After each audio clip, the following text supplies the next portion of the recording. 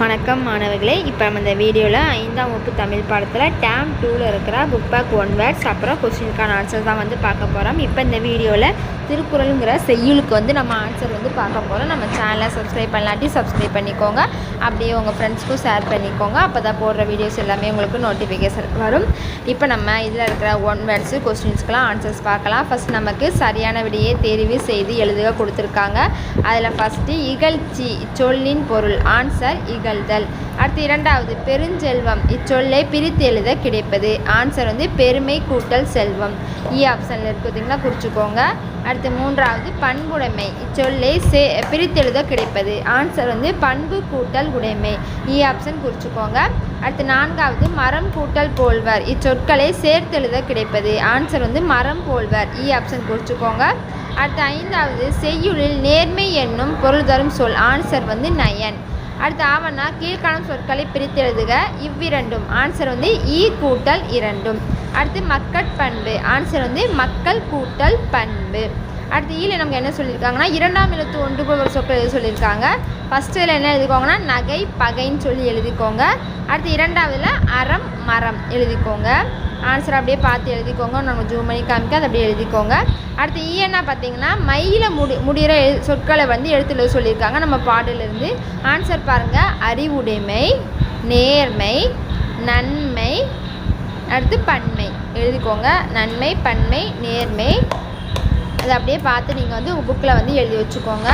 அடுத்து வினாக்களுக்கு விடையளிக்க ஃபஸ்ட்டு பாடறிவார் எவ்வாறு நடந்து கொள்வார். அடுத்து மரம் போன்றார் என திருக்குறள் யாரை குறிப்பிடுகிறது. பண்பில்லாதவன் பெற்ற செல்வம் எதை போன்றது. இதுக்கு பேஜ் நம்பர் போட்டுக்கோங்க. 1வது பேஜில் 2வது பேஜில் இருக்குது. ஃபஸ்ட் கொஸ்டின் நமக்கு பார்த்தீங்கன்னா 1வது பேஜில் இருக்குது. இப்போ நம்ம 1வது பேஜுக்கான ஆன்சர்ஸை நம்ம பார்க்கலாம். 1வது பக்கம் எடுத்துக்கோங்க. 1வது பக்கம் எடுத்துட்டிங்கன்னா நமக்கு முதல் குறள் கொடுத்துருக்காங்க பார்த்தீங்களா, அதில் பொருள் கொடுத்துருக்காங்க பாருங்கள். பிறரின் இயல்பு அறிந்து நடக்கும் அறிவு மிக்கவர்கள் பகைவரிடமும் பண்பு கெடாமல் நடந்து கொள்வார்கள். இதுதான் முதல் கொஸ்டினுக்கான ஆன்சர். பேஜ் நம்பர் 1ஆம் பக்கத்தில் இருக்குது, குறிச்சிக்கோங்க. அடுத்து 2வது கொஸ்டின் பார்த்தீங்கன்னா நமக்கு 2வது பக்கம் பேஜ் நம்பர் 2ல் இருக்குது. இப்போ அதுக்கான ஆன்சர் பார்க்கலாம். அப்படியே 3வது கொஸ்டினுக்கும் நம்ம ஆன்சர் பார்க்கலாம். ரெண்டுமே ஒரே பேஜில் தான் இருக்குது. 2வது பக்கம் எடுத்துக்கோங்க. 2ஆம் பக்கம் பார்த்தீங்கன்னா நமக்கு எத்தனாவது குறள் பாருங்கள், 4வது குறள் கொடுத்துருக்காங்களா. அந்த 4வது குறளில் பொருள் சொல்லி கொடுத்துருக்காங்க பாருங்கள். அதில் அறத்தை போல் கூர்மையான அறிவு உடையவரானாலும் மனித பண்பு இல்லாதவர் மரத்தை போன்றவரே ஆவார்.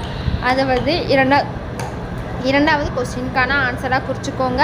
அடுத்து 3வது கொஸ்டின் நமக்கு அதே பேஜில் தான் இருக்குது. பேஜ் நம்பர் 2ல் தான் பண்பில்லாதவன் பெற்ற செல்வம் இதை போன்றது 2வது பேஜில் தான் இருக்குது. 2வது பேஜ் எடுத்துக்கோங்க.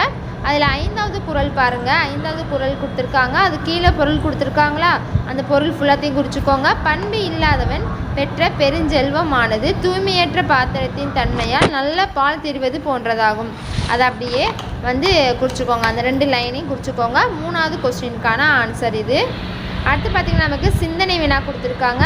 ஒருவர் என்னென்ன பண்புகளை கொண்டிருக்க வேண்டும் என்று நீங்கள் நினைக்கிறீர்கள் இருக்கு, அதை எழுதிக்கோங்க. மரியாதை இரக்கம் பொறுமை நேர்மை. மரியாதை இரக்கம் பொறுமை நேர்மை. அடுத்து ஜூம் பண்ணி காமிக்க கொஞ்சம் பார்த்து எழுதிக்கோங்க. அடுத்து தாழ்மை தன்னடக்கம் உதவும் மனப்பான்மை. தாழ்மை தன்னடக்கம் உதவும் மனப்பான்மை. அடுத்து மனிதநேய பண்பு எல்லா உயிர்களிடத்தும் அன்பு செலுத்தல் போன்ற பண்புகளை என்ன செஞ்சுருக்கணும், பெற்றிருக்க வேண்டும். இந்த இதை அப்படியே நீங்கள் வீடியோவை பாஸ் பண்ணி எழுதிக்கோங்க. அவ்வளோதான். நம்ம இப்போ இந்த பாடத்தில் இருக்க திருக்குறளில் இருக்கிற 1 வேர்ட்ஸ்க்கு கொஸ்டினுக்கு எல்லாத்துக்குமே நம்ம இப்போ நம்ம திருக்குறளில் இருக்க எல்லாத்துக்குமே ஆன்சர்ஸ் பார்த்துட்டோம். நெக்ஸ்ட்டு அடுத்த வீடியோவில் அடுத்த பாடத்துக்கான ஆன்சர்ஸ் பார்க்கலாம். நம்ம சேனலை சப்ஸ்கிரைப் பண்ணிக்கோங்க. அப்படியே உங்கள் ஃப்ரெண்ட்ஸ்க்கும் ஷேர் பண்ணிக்கோங்க. வீடியோ பிடிச்சிச்சுன்னா லைக் பண்ணிடுங்க. வேறு ஏதாவது உங்களுக்கு பாடத்துக்கு ஆன்சர்ஸ் வேணுன்னா நீங்கள் கீழே கமெண்ட் பண்ணிங்கன்னா நான் நெக்ஸ்ட்டு அடுத்த வீடியோவில் அதற்கான ஆன்சரை அப்லோட் பண்ணுறேன். அடுத்து பார்த்திங்கன்னா நமக்கு என்ன பாடம் கொடுத்துருக்காங்க பார்த்திங்கன்னா தமிழர்களின் வீரக்கலைகள் பாடம் கொடுத்துருக்காங்க. நம்ம நெக்ஸ்ட்டு அடுத்த வீடியோவில் இதற்கான ஆன்சர்ஸை பார்க்கலாம். தேங்க்யூ.